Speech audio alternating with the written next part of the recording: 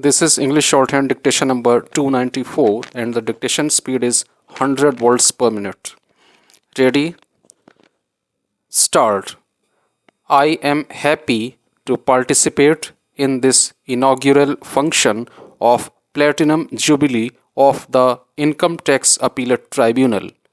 As all of us are aware, this tribunal is the oldest quasi-judicial tribunal set up prior to our date of tryst with destiny. It is rightly termed as the mother of all tribunals. However, ever since the Income Tax Appellate Tribunal was set up in 1941 to decide income tax cases under the Income Tax Act 1922, the process of tribunalization of the justice system has slowly but surely grown to cover more and more areas of dispute resolution. The tribunals were established with the object of providing a speedy, cheap, and decentralized adjudication of cases arising out of the various welfare legislations. Another important reason for the new development was that while the courts were accustomed to dealing with cases primarily according to law, the exigencies of modern administration require the adjudication of disputes not necessarily on the basis of technical questions of law, but also after considering the policy intentions and by a body manned by experts who could professionally and fairly deal with the issues which required technical expertise. Friends, we are aware of the problem of delays in the disposal of cases in courts, and the backlog of litigation continues to plague the credibility and effectiveness of the judiciary. In India, the time taken by courts to resolve disputes between parties is significantly high, whereas we have global examples like Singapore, where courts on an average take only about 125 days, that is just over 4 months. Tribunals were set up to reduce pressure on the courts. Since the tribunals are meant for speedy justice, if it is not achieved, the continuance of tribunals would lack justification. One of the concerns expressed on efficacy of tribunals is that though they were supposed to address the issue of delays and pendency in the existing judicial system, they seem to be bogged down with the same problems. Although there is no mandate for tribunals to follow the procedure laid down in the Code of Civil Procedure or to be bound by the provisions of the Evidence Act, it seems tribunals still follow them, leading to delays and inefficiency. Concerns have also been expressed on the quality of judgments delivered by certain tribunals.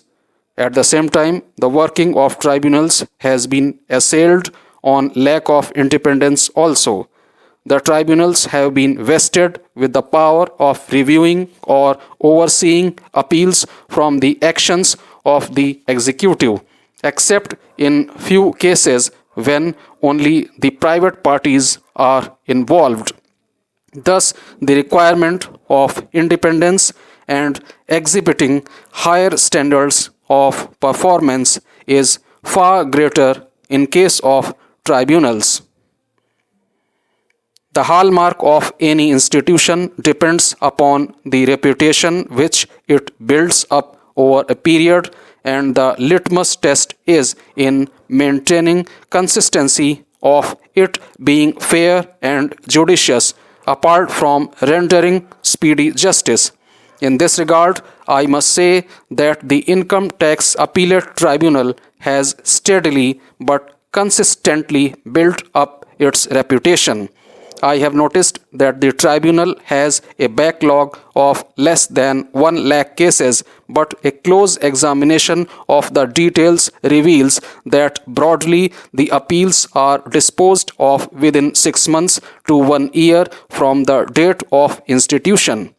Of course, there are exceptions when cases are delayed on account of litigants. When all of you are aware that the income tax law is a complex piece of legislation where there have been frequent amendments year after year.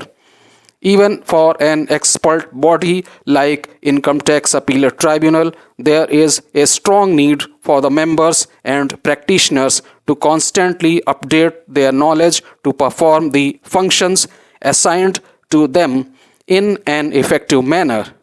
I would be glad to offer any assistance if the tribunal as an institution feels any necessity to upgrade skills of its members and comes up with a firm proposal in this regard.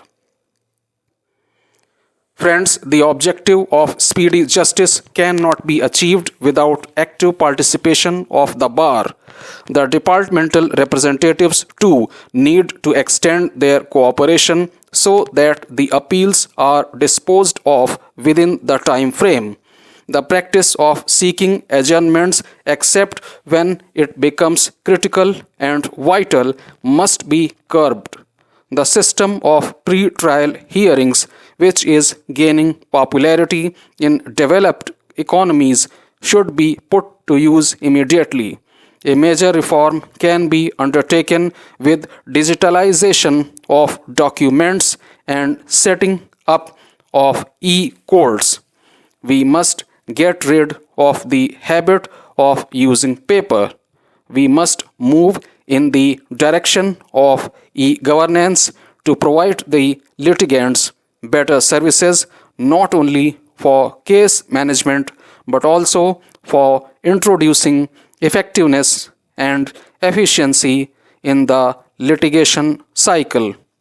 The Income Tax Appellate Tribunal must conduct an internal evaluation of its procedures and adopt suitable modifications for quick and time-bound disposal.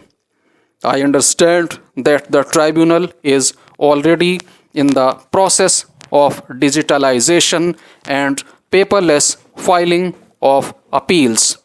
I am told that the first e-court was set up by the tribunal in 2012 at Mumbai to hear the cases of Nagpur bench, and they are also in the process of setting up e-courts in other places. It is a good measure. I am sure replication of these measures will result into not only in saving time but also in taking justice to the doorsteps of the litigants. Last but not the least, the courts have time and again observed that the government is the biggest litigant and hampering speedy justice in genuine cases. Our government has an objective of converting the government into a responsible litigant. A number of measures are being taken to reduce the litigation from government side. Recently, the Central Board of Direct Taxes issued a circular directing its officers to withdraw all the appeals from the tribunal where the tax effect is less than rupees 10 lakhs. I am sure the Central Board of Direct Taxes would come up with many more measures where the litigation can be reduced. including by not filing appeals in small and routine matters.